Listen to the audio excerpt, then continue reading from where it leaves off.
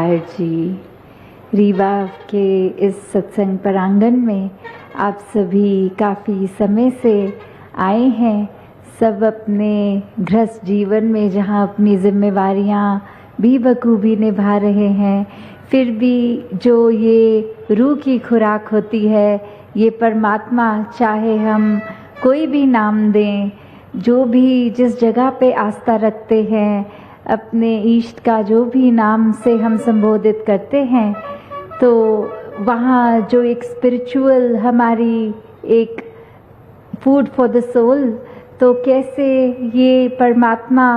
ही जो हमारी रूह भी है, ये परमात्मा जो ये अंश इसकी, ये आत्मा हर एक में, और कैसे फिर हर कोई में एक दूसरे में भेदभाव भी नहीं होता, क्योंकि सभी में ये परमात्मा है। फिर चाहे वो कहीं भी रहते हों, वो कैसा भी खाना खाते हों, वो कोई भी कल्चरल में अपने एक फॉलोइंग रखते हैं, तो हर कोई जहाँ संसार में एक ही है, क्योंकि इस परमात्मा का है एक पिता एक कस के हम बालक, कि कैसे जब परमात्मा ही एक है तो बच्चे भी फिर अलग नहीं हो सकते, ये बच्चे भी फिर एक ही हैं। पर जैसे एक छोटा बच्चा बड़ा होता है और कैसे अपने इस संसार की अच्छी चीज़ें भी पकड़ता है, बुरी चीज़ें भी, और फिर ये जो फ़र्क ये मन करने लग जाता है, तो कैसे संतों का तो युगों युगों से यही काम रहा है कि भेदभाव मन से ख़त्म करते हुए ये हर किसी को रियलाइजेशन होए कि ये परमात्मा जो जानने योग्य है, इसकी जानकारी लेकर अपने आप की असली पहचान हो जाए। और जब अपनी असली पहचान हो जाती है तो मन में फिर ये भी भाव कि भक्ति का जीवन कैसे जीना है और एक दूसरे के प्रति प्यार कैसे करना है। जब इस परमात्मा से प्यार हो जाता है तो वो कण कण में है, और फिर ये कण कण से भी प्यार हो जाता है। हमें फिर एक जब भी हम परमात्मा के लिए मन से ये सुमिरन रूप करते हैं कि हमारे मन की तार परमात्मा से जुड़े, ये एहसास इस निराकार का कि हमारे अंग संग है, हम जब परमात्मा में अपने आप को जीना शुरू कर देते हैं, तो कैसे फिर हर पल एक हमारा शुक्राना भाव कि जो परिस्थितियां हैं इस दातार ने ही दी हैं और हमारे लिए बहुत ही अच्छी हैं, तो फिर एक शारीरिक कष्ट हो या आर्थिक कोई ये तंगी या कुछ भी इस तरह का, वो भी एक कबूल होता है, क्योंकि तू कबूल तेरा किया सब कबूल, ये पूरन है। तो कैसे हमने जहाँ अपने आप का सिर्फ सुधार करना है, हम चाहकर भी किसी दूसरे को बदल नहीं सकते,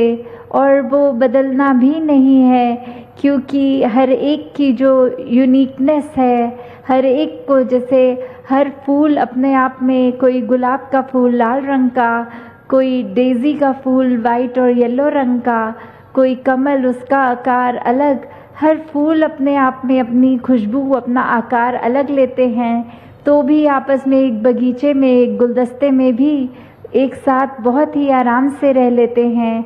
तो इंसान का इंटेलेक्ट तो बहुत ही उससे ज़्यादा है, फिर हमने ज़बरदस्ती ही क्यों मनों में दीवारें खड़ी कर दी हैं, एक नफ़रत करने के कारण क्यों खुद में बना लिए हैं। तो जब हम अपने मन में सिर्फ़ और सिर्फ प्यार बसाएंगे, और वो संभव भी तभी है जब इस निराकार इस दातार से प्यार हो जाता है, तो हमारे मन में भी सारे बुरे भाव दूर हो जाते हैं, और प्यार ही एक इसका रंग, एक भक्ति का रंग चढ़ता है। और फिर यही प्यार को हम हर एक के दिल तक पहुंचाते हैं। एक कोशिश हमेशा यही रहती है कि किसी को चोट ना पहुंचाए। हमने जहाँ हर समय एक खुद पे फोकस करना है, ना कि कोई दूसरा क्या कर रहा है। अक्सर ये भी देखा गया है दुनिया में कि कैसे एक हम ब्लेम तो किसी भी चीज़ पे डाल देते हैं कि कुछ अच्छा नहीं है। तो अगर उदाहरण एक माचिस की तीली भी है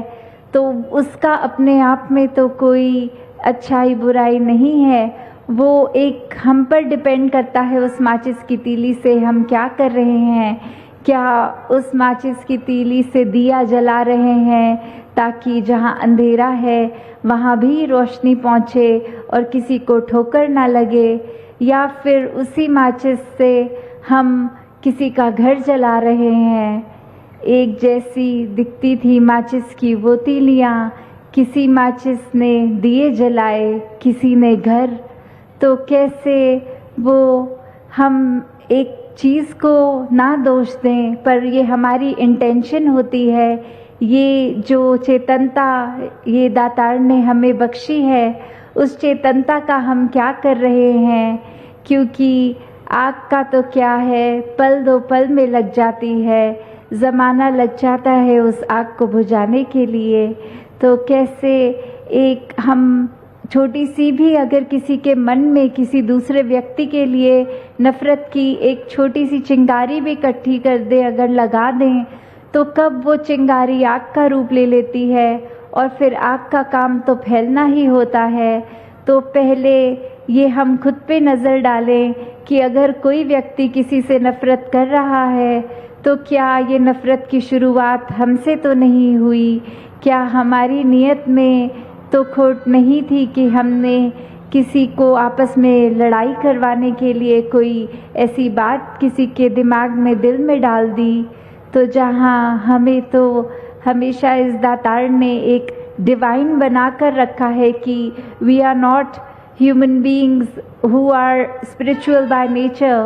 but we are spiritual beings who are living this human life। कि कैसे हम एक दैवीय गुण हमने आने,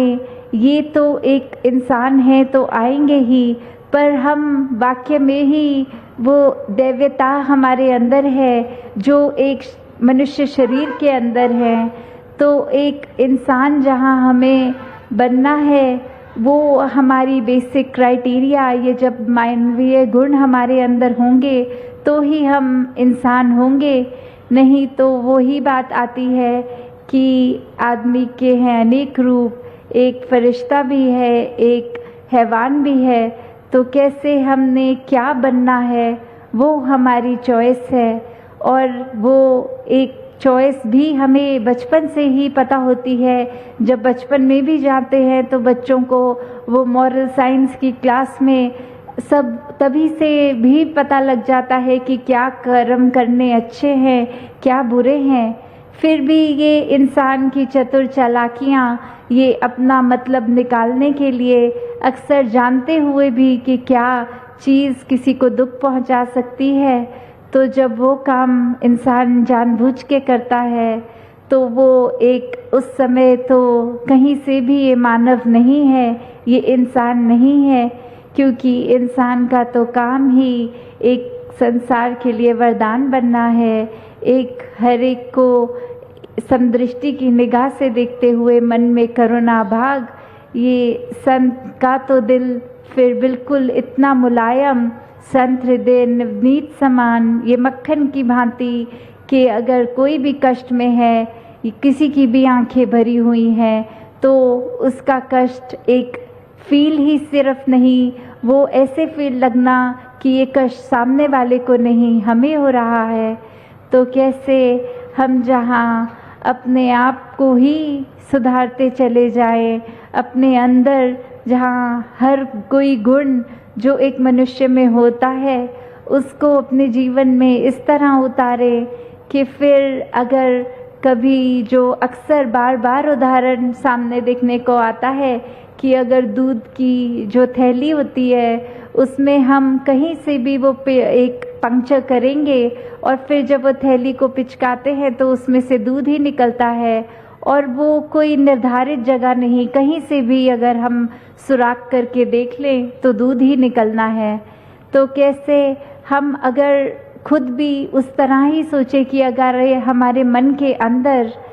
प्यार है तो फिर कोई भी इंसान हमें कुछ आके कहेगा तो हमारे मुंह से गलत शब्द, ये गालियाँ उसके लिए नहीं निकलेंगी। एक हम स्वयं ही सोच लेंगे कि शायद आज कुछ तकलीफ़ से गुज़र रहा है वो इंसान, इसलिए इतना बुरा भला कह गया।